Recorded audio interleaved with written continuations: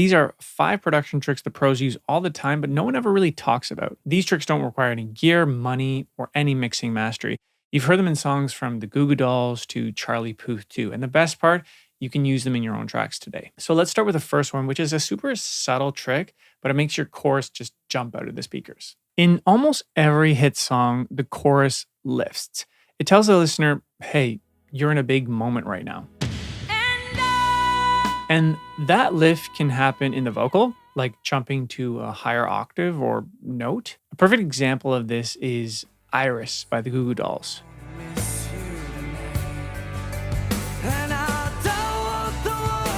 The chorus hits so hard because the vocal takes a huge leap, well, up an octave.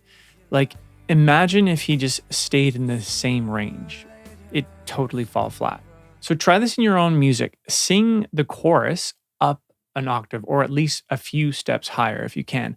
It's going to give it a lot more energy. Also, it's not just the vocals, the music lifts too. Like in Iris, that music in the chorus swells to match that vocal energy. This is such a classic production move, giving the chorus lift vocally and or musically, so it feels like the payoff that it's supposed to be. I do this in my own song, King of My Own. Nothing groundbreaking, but it still works today. So let's rewind a decade and talk about the next production move, and this one's going to be all about drums. So one of the biggest mistakes I hear in beginner productions is the drums are way too complicated. But here's what the pros do instead, and it might surprise you.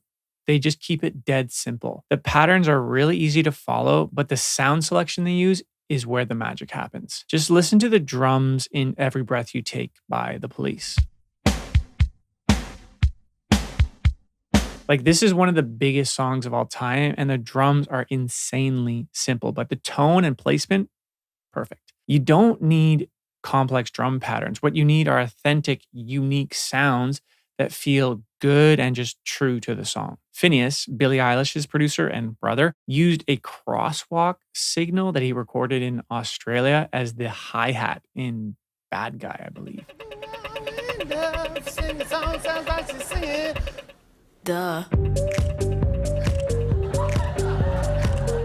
That's the kind of creativity that sets productions apart. Maybe you don't need to go record crosswalks, but finding ways to make your percussion and drums authentic but still simple will set you apart. So now let's talk about a trick that shows up in every genre, but I think country producers really nail this one. It's all about what happens between the vocal phrases. So if you listen to the new track by Ella Langley, you can hear pedal steel between her vocal phrases.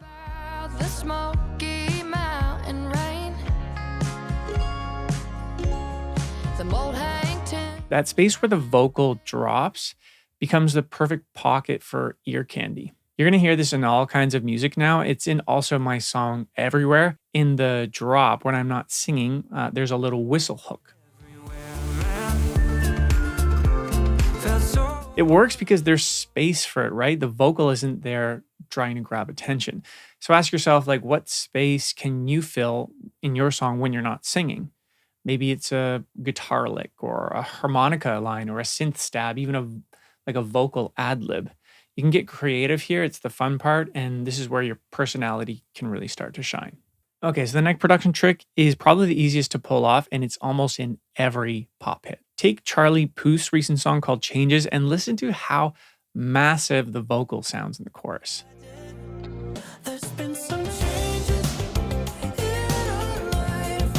What you're hearing here is stacks of vocals, not just one vocal take, but double vocals too, and then multiple layers. It's a basic trick to double your lead vocal. So you actually are just singing the same thing twice and then panning one to the left and one to the right.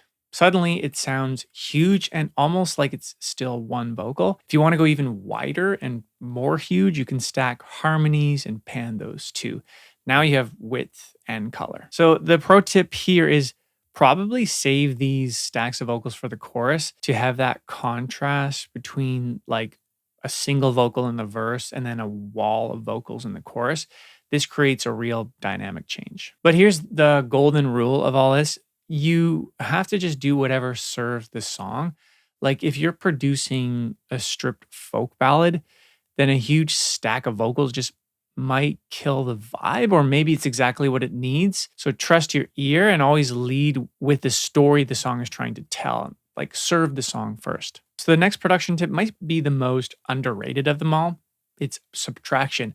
Now, most producers think the solution is to keep adding sounds and adding layers, right? But the pros know when to mute and take things away. The mute button is one of the most powerful tools in production, but it's just underused because it's kind of scary to use. You don't want to mute things, but because it's hard to produce with less, there's nowhere to hide, and then every track has to matter. So if your goal of the song is to let your lead vocal take attention and shine, then maybe try muting some of the instruments in that mid range that might be fighting for space that is taking away from letting your vocal shine. I ran into this problem when I was producing my song called More Than You Think, and I originally produced it to be a pretty big arrangement with lots of vocals and harmonies and layers and instruments. But then I realized after the fact, like there's just too much and it's missing the purpose of the song. So I muted everything but the vocal and a single guitar, and just suddenly the production just